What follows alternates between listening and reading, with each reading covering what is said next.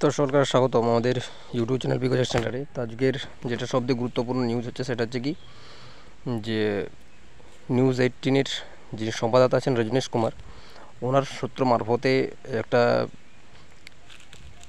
X হ্যান্ডেলে নতুন একটা টুইট করেছে। সেই এক্স হ্যান্ডেলে কী বলা হয়েছে সম্পূর্ণ বিষয়টা এই ভিডিওর মাধ্যমে আমরা আলোচনা করব। তো এইখানে যে বিষয়টা বলা আছে সেখানে হচ্ছে কি নতুন করে স্টেট পরীক্ষা কিন্তু আবার হতে চলেছে এবং টিআরই 4-এর যে নোটিফিকেশান সেই নোটিফিকেশান কবে আসতে পারে সম্পূর্ণ বিষয়টা কিন্তু এই টুইটের মাধ্যমে কিন্তু সম্পূর্ণ বিষয়টা কিন্তু বলা আছে। তো এইখানে যদি আমরা ভালো করে লক্ষ্য করি যে सूत्रों हवाले से बड़ी खबर कि बिहार बोर्ड नई स्टेट परीक्षा की कर सकता है घोषणा।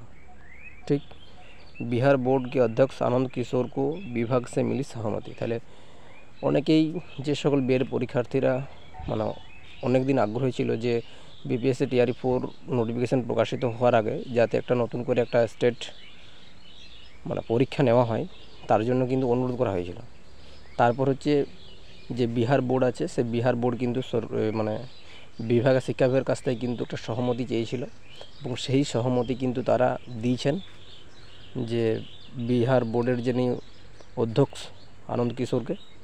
এবং এটাও কিন্তু বলা হয়েছে যে বিহার স্টেট ফেজ 2-এর যে পরীক্ষা সেই পরীক্ষার ঘোষণা কবে প্রকাশিত করবে সেটাও কিন্তু বলা হয়েছে। কখন বলা হয়েছে নশা অর্থাৎ বিকাল 4টার সময় কিন্তু বোর্ড অফিস মে পরীক্ষা লেনে কি কর सकते हैं ঘোষণা।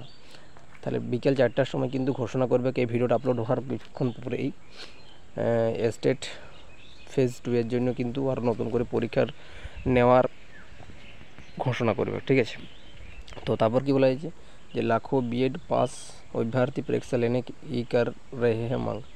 তাহলে আমি তো একটু আগে বললাম যে অনেক যে সকল বিএড পরীক্ষার্থী আছে তারা কিন্তু স্টেট ফেজ 2 নেওয়ার জন্য কিন্তু অনুরোধ করা হচ্ছে। এবং এটাও বলা হয়েছে কি যে টিআরই 4 से पहले बोर्ड करेगा सबसे बड़ी घोषणा। তাহলে টিআরই 4-এর যে নোটিফিকেশান সেই নোটিফিকেশান প্রকাশিত হওয়ার আগে কিন্তু বিহার বোর্ড কিন্তু নতুন করে আবার স্টেট ফেজ কিন্তু নিতে চলেছে।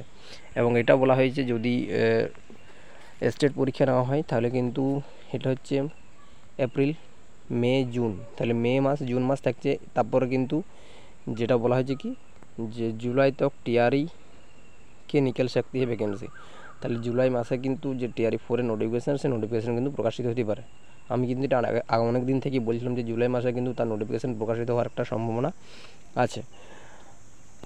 আর তাহলে যেটা বিষয় সবথেকে বড় বিষয় দাঁড়াচ্ছে একটাই যে টিআরই 4-এর আগে কিন্তু নোটিফিকেশান মানে স্টেট পরীক্ষা কিন্তু আবার কিন্তু পুনরায়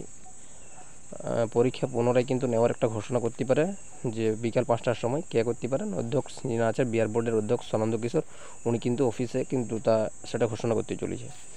এবং টিআরই 4-এর যে নোটিফিকেশান সেই নোটিফিকেশান কিন্তু জুলাই মাসে কিন্তু প্রকাশিত হবে।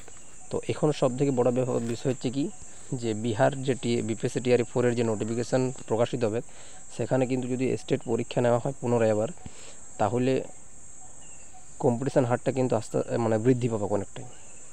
ঠিক, তো সেটা পরবর্তী ক্ষেত্রে দেখা যাবে। আগে আজকে ঘোষণা করুক, তারপরে কিন্তু আমরা যদি কোনো নিউজ পাই অবশ্যই সেটা বিষয়টা তোমার সামনে আমরা পুনরায় কিন্তু আবার তুলে ধরবো। ঠিক আছে, তো এখনকার মতন এটুকুই। তো সকলকে বলবো এরকম অথেন্টিক নিউজ পাওয়ার জন্য অবশ্যই আমাদের ইউটিউব চ্যানেল পিকো সেন্টার অবশ্যই সকলে সাবস্ক্রাইব করে রেখে দিও এবং সেশন ভালো লেগে থাকলে অবশ্যই লাইক করে দিও। ঠিক আছে, তো চলো পরবর্তী তথ্য কিন্তু আমরা পুনরায় কিন্তু নজর রাখবো।